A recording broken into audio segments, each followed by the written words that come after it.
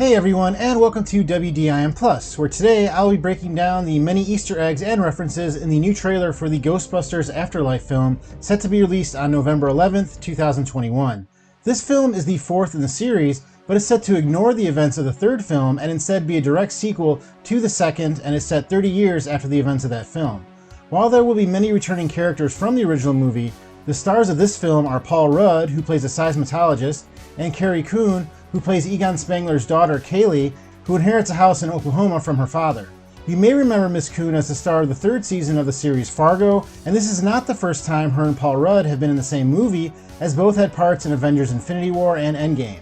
Stranger Things star Finn Wolfhard plays Egon's grandson Trevor, and very accomplished child actor McKenna Grace plays Phoebe, his granddaughter. Director Jason Reitman has stressed that this is a film about a family rediscovering itself, and from the trailer I very much got that feeling. Jason's father Ivan directed the first Ghostbusters film and is still a producer on this movie, and as Jason put it, this is a movie about a family that is made by a family. There are many references and callbacks to the original Ghostbusters as well as the sequel, and here I will break down each one that I was able to pick out. But as always, if I miss anything, let me know in the comments below. The trailer starts with an overhead shot of Summerville, Oklahoma, which is where most of the film takes place after the story being set in New York in the prior three films. Director Jason Reitman stressed that he wanted to take these new characters somewhere different, but that they would find each other and become a team in a similar way as to the original film, while also encountering known and beloved characters from that film along the way. In this first shot of Phoebe, her glasses look very much like the ones that her grandfather wore, and I almost wonder if she was given them after he passed away. We see that she has found what looks like to me a Klotsky slide puzzle, or as the Japanese may call it, a daughter in a box puzzle. This may be a hint that Egon meant for his daughter to find this puzzle and solve it, but instead it looks to be his granddaughter that figures it out.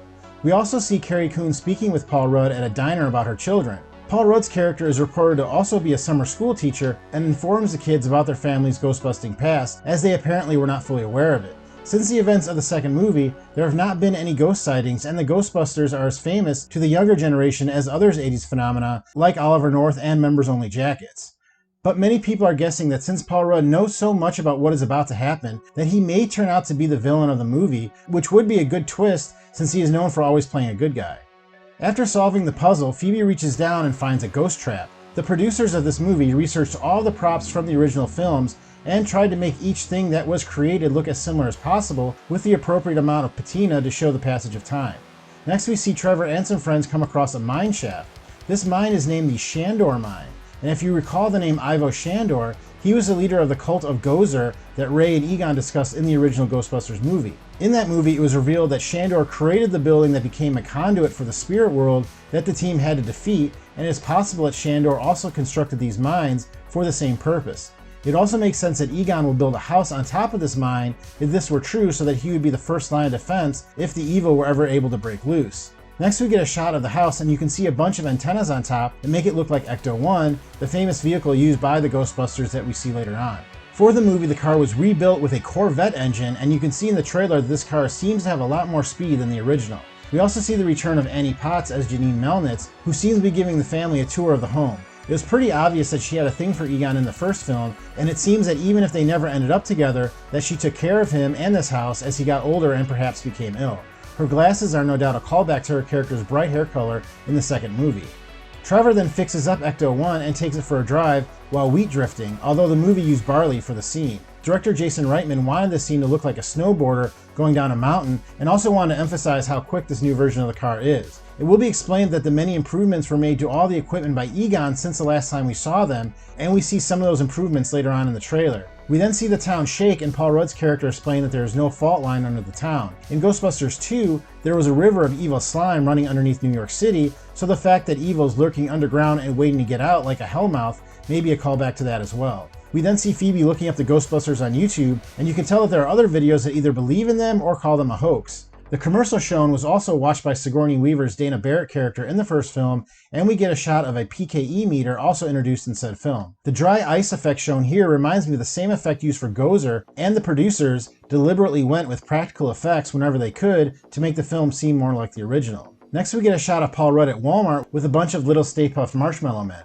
This character was another that the producers wanted to change up a bit, as each of the first 3 films had a large menacing figure. So instead for this film they went with a lot of small characters that do not feel pain and try and hurt each other. Then we get a shot of what looks like a huge chamber with a well of some sort, as well as a statue of what looks like Gozer to me, and a bit later I think we see Gozer climbing out of the well with the same statue in the background. We also see an apocalyptic cloud that looks very much like the one that was created over New York when the final act of the original film began. From that cloud, we see a bunch of neon pink streams flow from it, and these are again the same color and style as in the original film. We then get another callback to the original with a zombie drinking coffee at a diner that is supposed to reference the zombie taxi driver. Next we get a really cool shot of a terror dog in spectral form, or before it becomes a dog. In the original film we never got to see how the transformation took place, and Jason Reitman stated that in this film we get to see how they come to life. We also see Paul Rudd's character running away from a terror dog, similar to the way Louis Tully tried to get away from one in the original film. I kind of think this scene takes place before the last one, and Paul Rudd's character may become possessed, similar to the way Rick Moranis' character did. The creature was created with both practical effects and CGI, and its movements are based on the bulls seen in the Running of the Bulls annual event. We then get a shot of Ecto-1 whipping around a corner that is meant as a callback to the introduction of the vehicle, but I also noticed an advertisement for Stay Puft Marshmallows on the side of the building. This kind of tells you how much people have forgotten the events of the first film, since its mascot was turned into a monster that probably killed people during its rampage, but still people do not care. Then we see some upgrades made to Ecto-1, and as I mentioned, these are upgrades that were made by Egon and the original team, not ones that these kids created. We see they are chasing after a ghost, and while you think you may know who that is, you would be wrong. This is not Slimer they are chasing, and in fact is a new ghost named Muncher, who's reportedly not as evil as the original. We end the trailer on a shot of Phoebe watching the Ghostbusters ad as someone makes a call. A red phone is shown, and it sounds like Dan Aykroyd as Ray Stantz picks up from his store Ray's Occult Books. Fans of the original probably already noticed that the same red phone was shown in the second film. It would make sense that if Ray and Egon were aware of something having to do with Ivo Shandor in Oklahoma, that one would go and then one would stay behind in New York in case the evil returned there. It is hard to make out, but there is also a tattoo now on Ray's arm. Jason Reitman stated that this would be revealed in the movie and had to do with the end of times conversation that Ray and Winston have in the first film. Well, those are all the Easter eggs and references I saw in the trailer, but let me know in the comments if I missed any. Subscribers, remember to like and comment on the video, and you'll be entered into winning whatever contest I have going on, which this month is a Cobra Kai t-shirt, and I'm giving away 10 at the end of the month. Thank you for clicking on this video. Please hit that like button if you enjoyed it, and I will see you next time on What Did I Miss?